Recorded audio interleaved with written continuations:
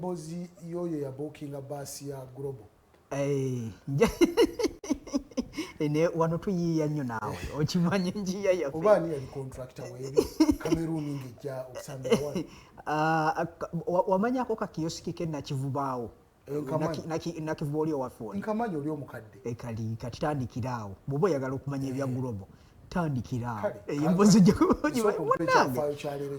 abantu bayinza okulowooza nti gwe mulundi ogusookedde ddala okulaba omuzannyo w'ettutumu era ng'asika abantu okufaananako bw'atyo.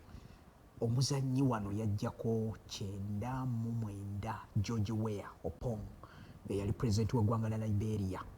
Yajjanga musambi naye n'omupiira ne bagumusubya.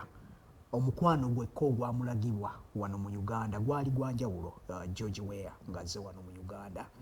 Ndowooza kwagala kufaananako n'ogwo gwe walabyeko oba gwe wawuliddeko obuwulizi gwe baalaze Andre Onana omuzannyi wa ttiimu ya Manchester United naye George Weah ekyo kye walabye Opongo ye yasooka okukikola wano mu Uganda. Ndowooza eri emabega saagala nnyo kuddayo naye yajja wano nga buli omu yeebuuza George Weah yaani okulaba nti omulala yandibadde ng'asikiriza yajja amaze okuwangula ekirabo ky'ensonga. Yali amaze ogiwangula. Buli omu ayagala mulaba. Yes, buli omu yali ayagala kulaba ku George Weah. Ekitegeeza kino ekya George Weah ate kyo tekyalinga kyonana kubanga ekyonana kyabadde sayidi emu kyabadde muwagizi wa Man United. Naye kino buli omu yali ayagala alabe ku George Weah. Ekyennaku balema okumulaba ku kisaawe ng'azannya. Yenjawulo ekirimu bw'okigeraageranya n'ekyonana baali mumulaba ku kisaawe ng'azannya olw'ebyo ebyaliwo ebitamusobozesa kutuuka mu budde bwa mupiira. Yenjawulo eyaliwo ku George Weah teyazannya. Kyali kimwetaagisa ate okufuna omupiira omulala ogw'enkeera asobole okulagako bannayuganda nti naye omupiira tegukoma ku TV. Jjukira ne TV tezaali kya bulijjo. Ng'omanyi nti mu budde obwo okugula TV wali osooka kugenda kusaba lukusa okugula TV. Muzeeyi wange yagirina Toshiba ne Amuswa TV ezo bbiri yazirina era ng'ekyalo wali kaapu eya 98 abantu bagirabira waka black and white nga tuteekako akaveera kakyuseemu ku kala nga kalinga kagundi ka X-ray kalinga kagundi ka X-ray kati ng'eyenjawulo naye nga ekyalo kyonna kikulumuluka okujja okulaba wali kaapu wagenda kati ye yaliwo nga ndowooza yaliwo naye nga TV tezaali za jjenjeero nga olwaleero oba tezaali za buli omu. So naye nga abantu ate baali bamumanyi ate ne bwe ziba radio stations kubanga bw'obalaabalamu agenda okujja nga waliwo Radio Uganda, Capital, Sanyu, CBS, Simba, Radio 1, Simba, ne Simba, Radio Star. The radio stations ezaaliwo. The radio stations ezaaliwo ezitawera na 10. So amawulire baagajjanga okwo nti George Weah ate nga bw'obalaabalamu ndowooza bwe baba nga bakitegeranga mu 96 babanga gye baakibalira mu 1996 okumanya ku George Weah ndowooza kwesimirani bw'oba oyagala kutandikira eyo ate awo radio stations ate zaali ntono ddala zaali yali ejjabuzi. Yes kuba Radio 1 ndowooza yaddirira CBS.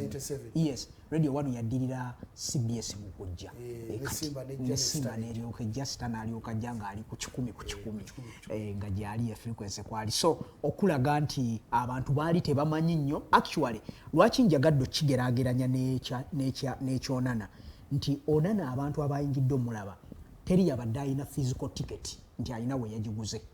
Teri muntu yabadde alina nti yawulidde akalango. Just okwogerako Sebunya najja wano n'akyogerako n'agenda ku Star n'akyogerako nti Zimbabwe akyaza Cameroon. Mu nkola eyo abantu mwe bamanyidde Onana nti gyali najja n'alabikako wa mu kisaawe eky'Ennamboole ekyawunyisa no Sebunya. Ekisaawe ky'Ennamboole kigambibwa Kenya yakipangisa $3 egya dola za Amerika. $3 egya dola za Amerika olwaleero ndowooza bukadde nga 10. Iya naye lwaki baabapangisa ekisaawe ekyo $3 ate yo Zimbabwe baagikipangisa $2.2 egya dola za Amerika. Lwaki bapangisa Zimbabwe ssente bwe ziti okugeragera 18 bwe bapangisa Kenya. Yes. Then Zimbabwe emitwalo 2.5. Ekireeta enjawulo mu byo kigambibwa nti abanambole bakizuula nti singa bapangisa Kenya sente entono ekisooka bannakenya bangi bagenda kujja okulaba omupiira kuba tuli ba muliraano. Ekyokubiri mu Uganda mwennyini mulimu bannakenya bakipangisa obukadde 9. Enjawulo ya bukadde nga 10 18. So ne bagamba nedda bannakenya bajja kujja balaba omupiira kitegeeza Kenya efunamu nnyo. Ekyennaku ku mupiira gwa Zimbabwe ne Kenya tewaali bantu tebajja. Kaakati ogwa Zimbabwe ne Cameroon abantu ne bajja era kigambibwa wakati w'emitwalo 2 n'omutwalo 1.5 be balaba omupiira gwa ttiimu ya Zimbabwe ne Cameroon. Abantu omutwalo 1.5. Kati eno babapangisa lwakuba nti tebajja kufuna abantu ne babasalira ku ssente ate be baafuna abantu. Kati ate bali bapangisa nga basuubira nti bajja kufuna ate bo tebafuna bannakenya ate nnyo.